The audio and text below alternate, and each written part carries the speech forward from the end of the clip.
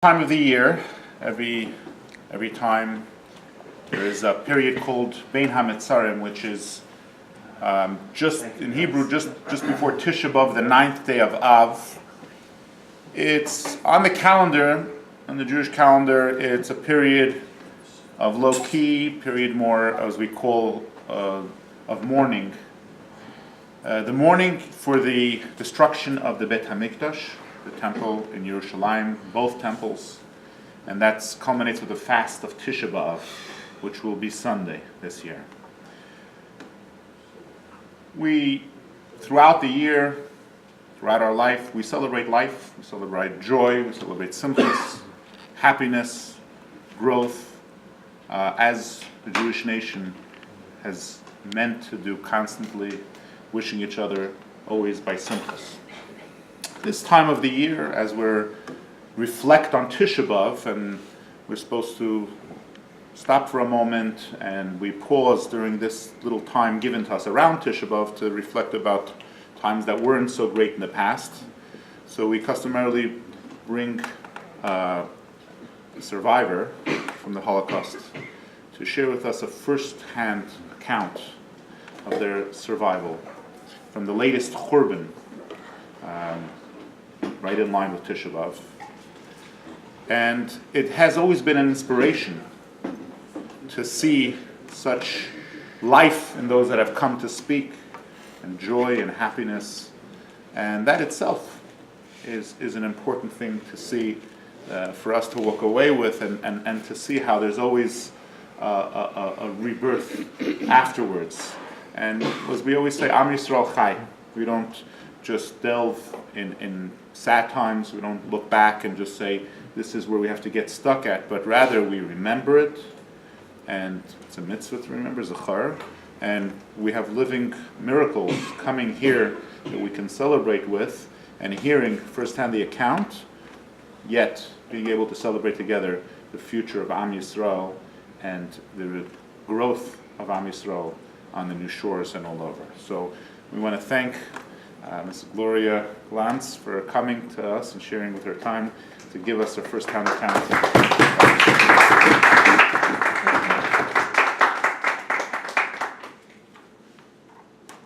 Good evening, and thank you for having me. I'm so happy to see that people still want to remember this time and to honor the people who have died and those who have survived. Many times people say, you're going to hear a story now. I don't call it a story. I call it testimony. You know, there are people who say this never happened, but I am giving testimony. You give testimony in a court of law. A story can be a fairy tale. This is not a fairy tale. On May 7th, 1998, Prime Minister Göran Persson of Sweden started a Stockholm meeting with the following statistics. I quote his opening remarks. Manja Altman, Lelka Birnbaum, Alexander Horneman, Jacqueline Morgenstern, Leah Kligerman.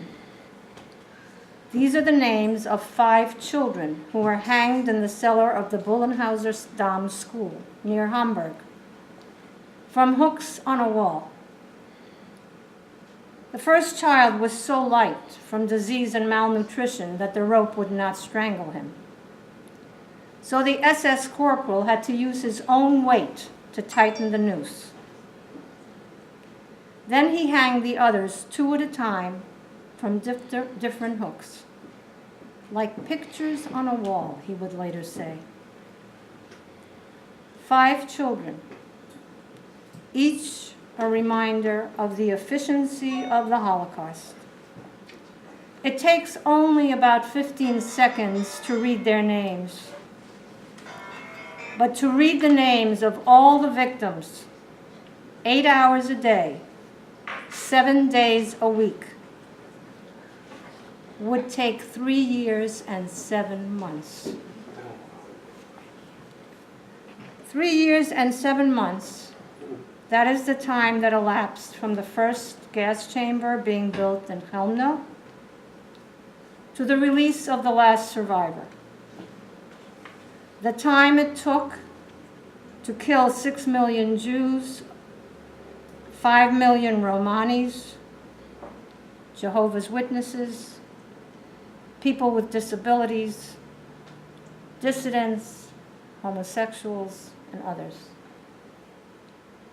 3 years and 7 months, the time it would take just to read their names. If you could listen to those names, you would hear about 70 names belonging to the Shapurka family, my family. Grandparents, uncles, aunts, cousins. You would hear the name Mendel Shapurka, my father, Esther Shapurka, my mother, Zelig and Yitzhak Shapurka, my 2 older brothers. Miraculously, the name Gittel Shapurka, my name, is not among them. When I think about this time in our history, I am catapulted back to a small town in Poland called Węgrow, when my name was Gittel Shapurka, and where a woman with a beautiful voice was singing Rosinkas und Mandlin to me at night to go to sleep. The woman, with a familiar mole above her lip, which I possess on the side of my cheek, is the person who gave me my soprano voice and my love of music. She was my mother, Esther Shapurka, who did not reach her 40th birthday. Poland, September 1st, 1939. German soldiers invade Poland and occupy the country within 3 weeks. Jews have to step off the sidewalk when they see a German passing by. All Jews over the age of 12 have to wear an armband with a Star of David on it. My older brother Zelig has to wear one.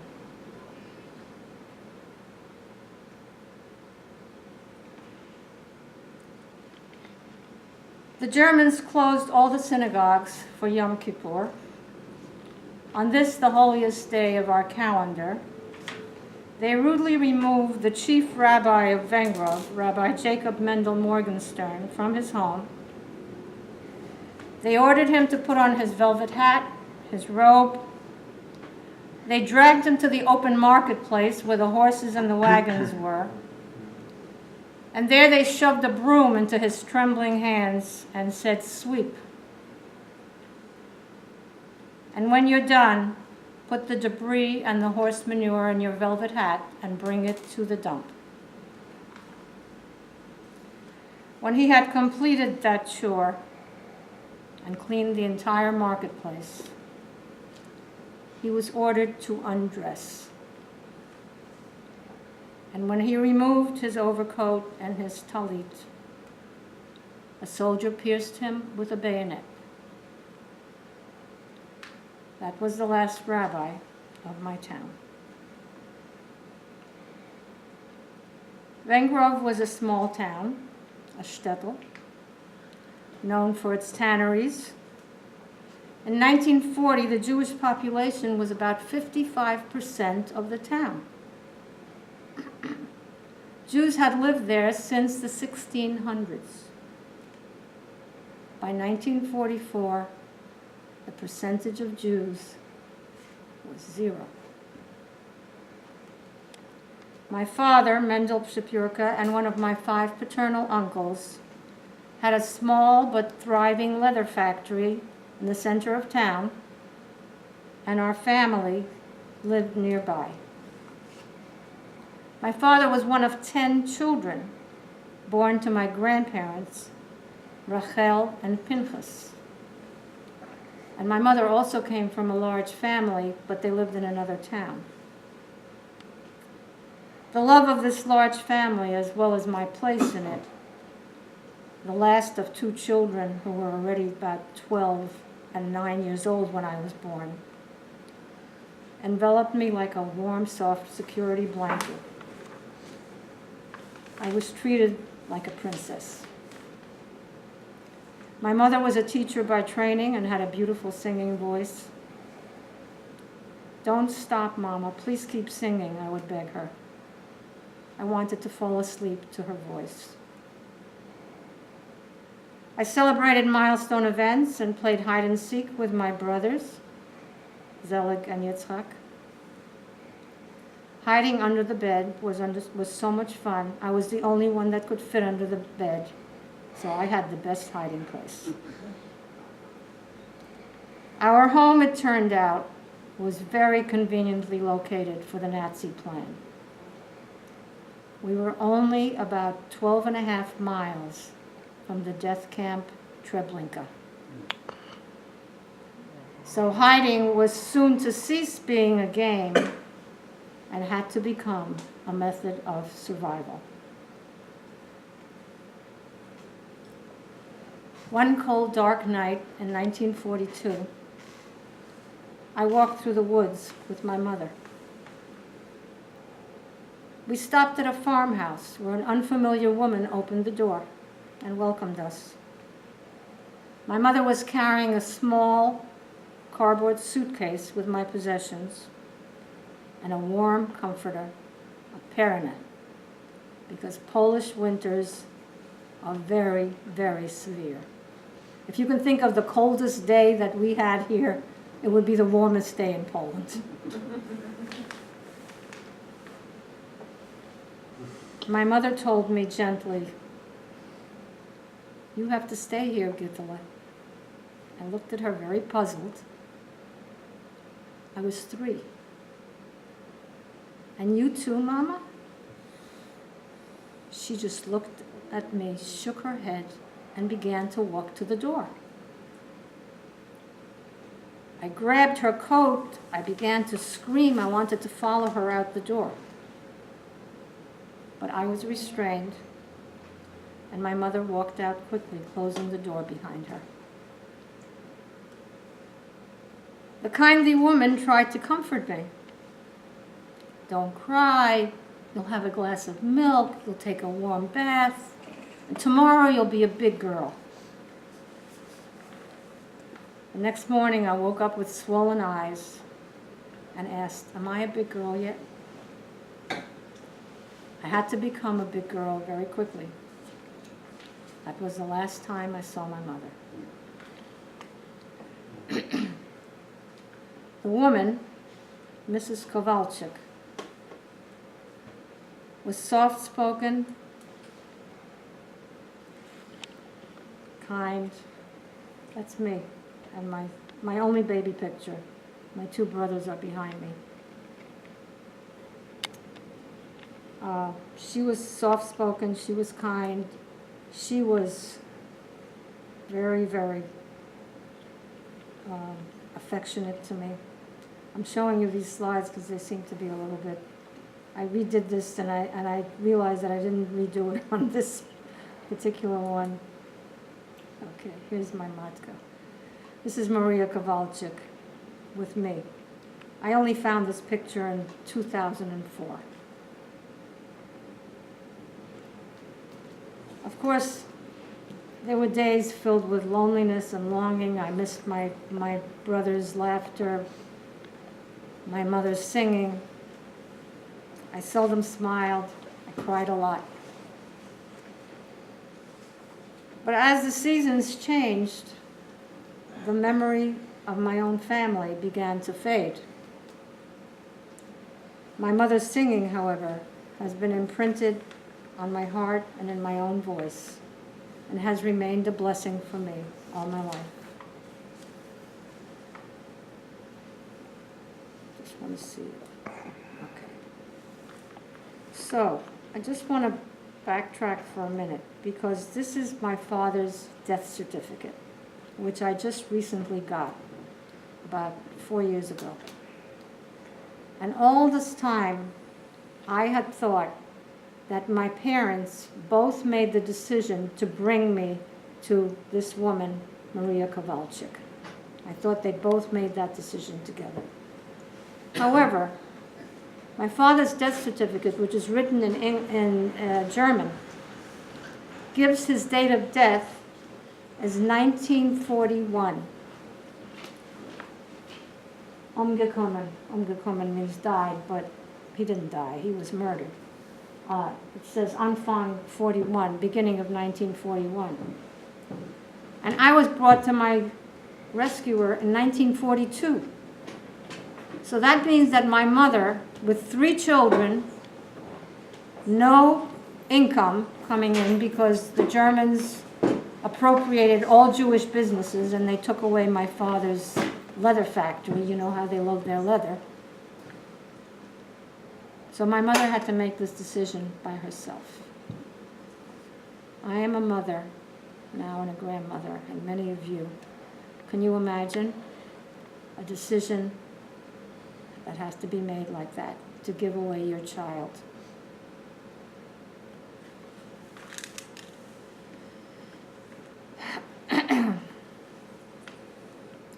So Maria Kowalczyk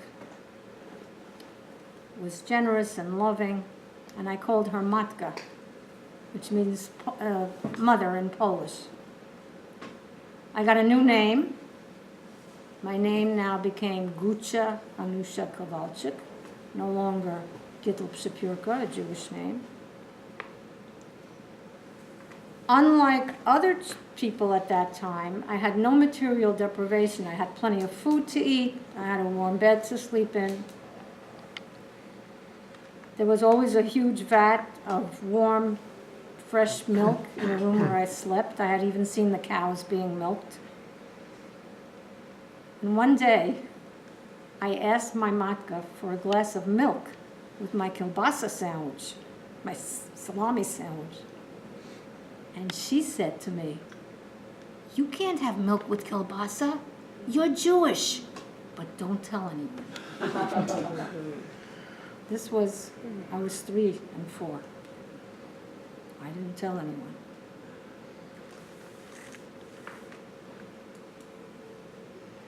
This is about the way I looked when I was brought to my matka.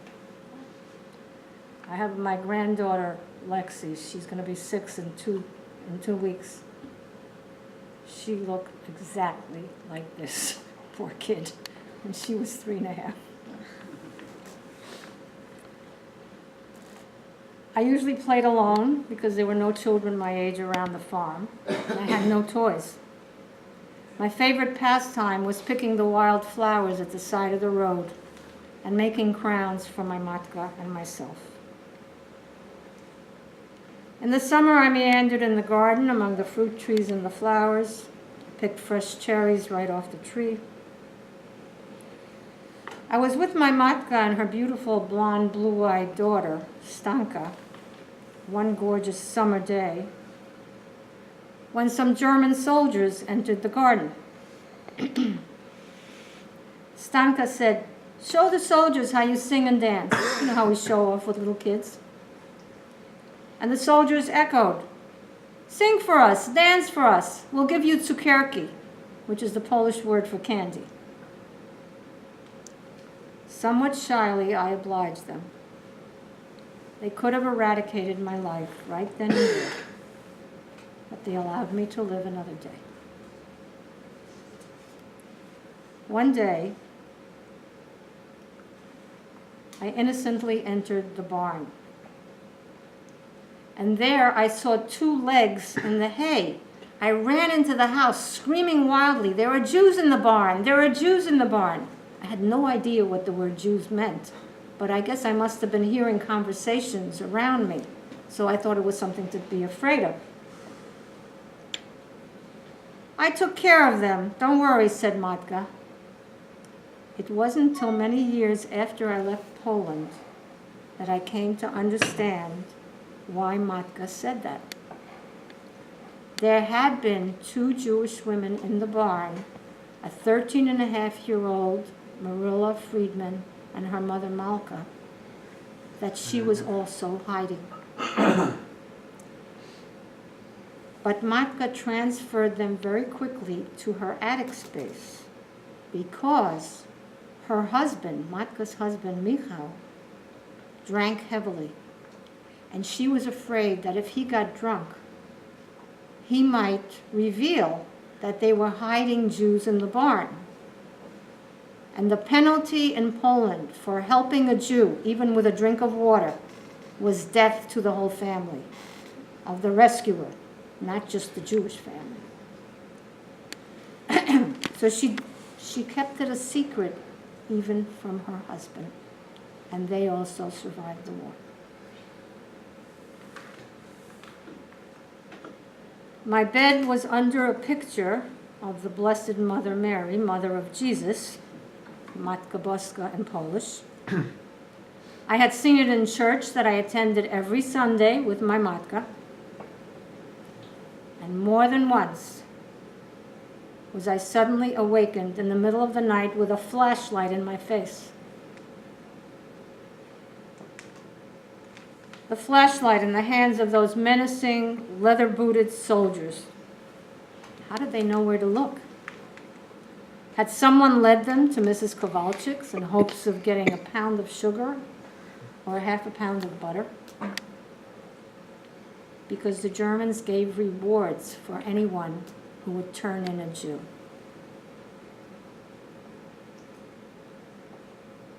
Show the soldiers how you say your prayers, my Matka would say to me.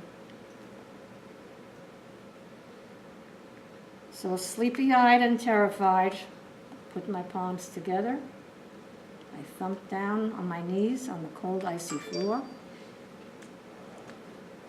And I said my prayers in perfect Polish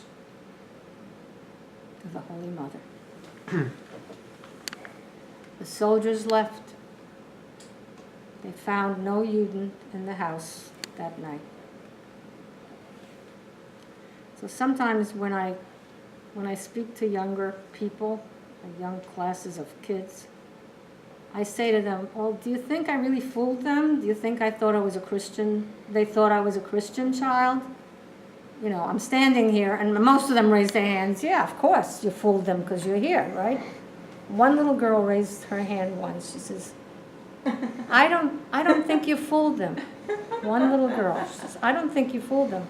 So I said, well, why do you think they let me live? And you know what she said? So beautiful. Perhaps they were benevolent. Perhaps they were. They were benevolent, kind. In other words, there were kind Germans too. You know, I always remind myself of that comment from a child. Spring and summer came and went, and it was time to cover my carefree bare feet with heavy socks and boots. The roads where the flowers had been were now, I was knee-deep in snow. The Christmas tree glowed brightly in the room where I slept.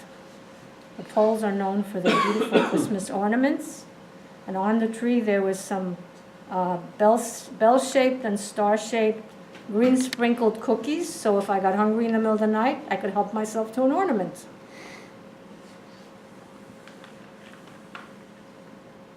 In the corner of the room there was a pail, so I wouldn't have to go outside. We had no indoor plumbing. And soon I was old enough to attend school. Since I had not started my education with other children in the class, I had some catching up to do. Most of the children here had a whole year of kindergarten to learn their ABCs, but I had 3 days. Till late at night, I studied with my matka. Tears of frustration, I would forget some of the letters. My matka's patience helped me to learn eventually. In school, I would be called up to the teacher's desk to read individually. And as I fearfully approached the teacher's desk with knees trembling, I must have managed to do it pretty well, because I remember the teacher saying, if she can do it, why can't the rest of you? I saw some of those classmates who were punished for lack of preparation or other school infractions, holding weights on their shoulders in the back of the room for the whole day. If you didn't do your homework, that's what you had to do. Or you had to sit on a tall stool with a pointy dunce cap on your head to show how stupid you were. I was not going to be one of those kids. May 1945. The Kowalczyk household. A slightly familiar woman, my Aunt Norma, my father's youngest sister, enters with a beautiful doll and carriage for me. She speaks discreetly to my matka, words I cannot hear. And later I was to learn that my Aunt Norma escaped the hellfire by jumping off a stalled train on its way to the death camp Treblinka. Her husband did not make it. Since no one of our large family besides me was left alive, Norma was going to a displaced persons camp, a DP camp in Germany. Those were camps where survivors went after the war trying to make contact with family abroad, like in America or in South America or in Palestine, which is now Israel. And American soldiers administered those DP camps.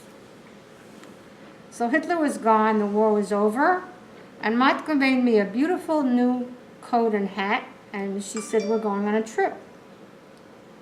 I made sure to bring my doll and carriage that my Aunt Norma had brought, my first toys in about 3 years. And we went to a place called Yelena Gora, which means Yellow Mountain. It was a strange new place where a huge red windmill kept going around and around, and I loved watching it. I did not realize till much later how much my matka had grown to love me. She had promised my mother that if a family member came to get me, she would give me up. But what was she doing now?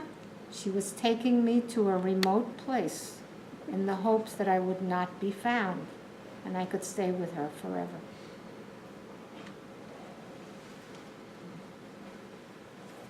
Now I want you to imagine that you are at this DP camp, Farnwald it was called, where my Aunt Norma is, in a large room about twice the size of this room, with other survivors and American soldiers who are administering the camp.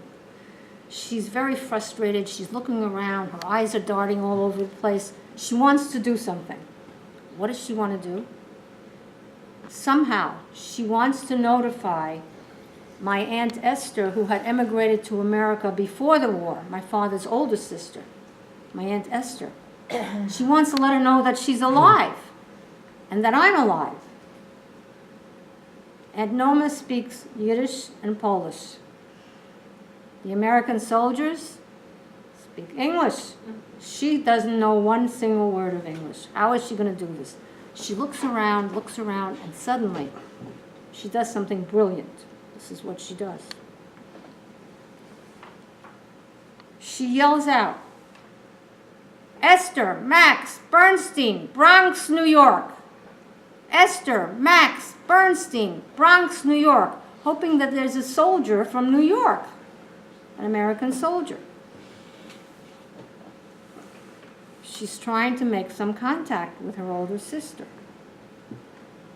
A tall, handsome American soldier, Phil Kaplan, hears her cries in disbelief. Esther and Max Bernstein are his next-door neighbors. He speaks to her in broken Yiddish, and then he sends a message home to his mother on Kossuth Avenue in the Bronx. I found Mrs. Bernstein's sister, and her little niece is also alive. That's how I was found. Now, imagine that you're at Yelena Gora, I'm watching the windmill go by, on and on and on. And one day, two men arrived in what to me looked like a big black box on wheels. I had never seen a car. There were only 2 cars in the entire town of Van Grove.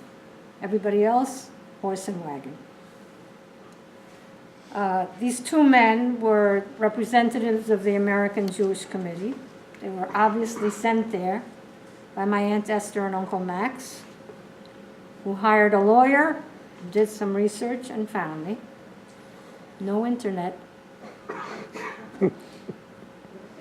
After they got the message from Phil Kaplan, and my Aunt Norma in the camp.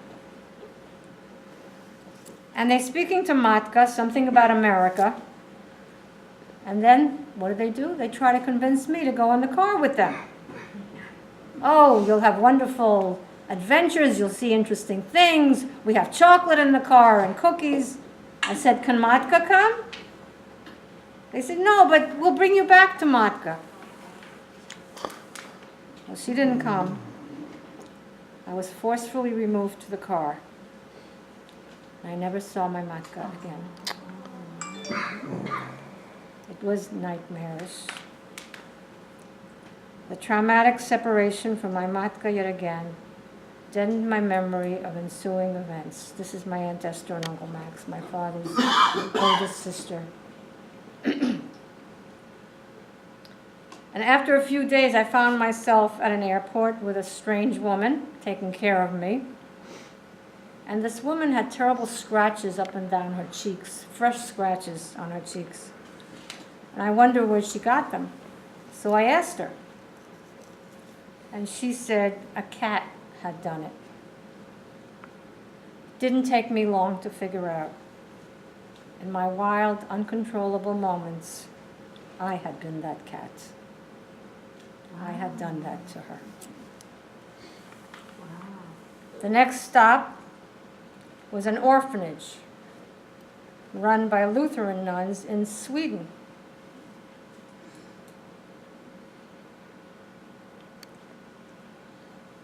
That bike, I'm 6 years old, it's a rather large bike, no training wheels, but I learned.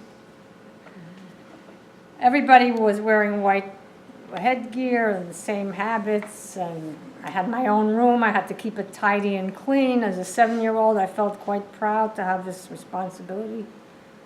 Not so satisfying was the long institutional tables where the meals were served, and every meal had herring. And to this day, I cannot look at herring in the same room. Some kids even tried to force it down my throat because I used to throw it underneath the table a few places over. And here I got another name. I got a first name, Gucha became Guta, the Swedish equivalent. But I got my family name back, so now I was Guta Shapurka. And here I learned to ride a 2-wheeler. I had my tonsils removed. And I befriended a deaf and mute little boy that you see there. I don't know what he had lived through to be deaf and mute. And here I saw the beautiful Swedish Christmas tradition of crowns with candles on the head. And I learned my first foreign language, Swedish. It was not going to be my last language. A long ship voyage to Canada awaited me. Now imagine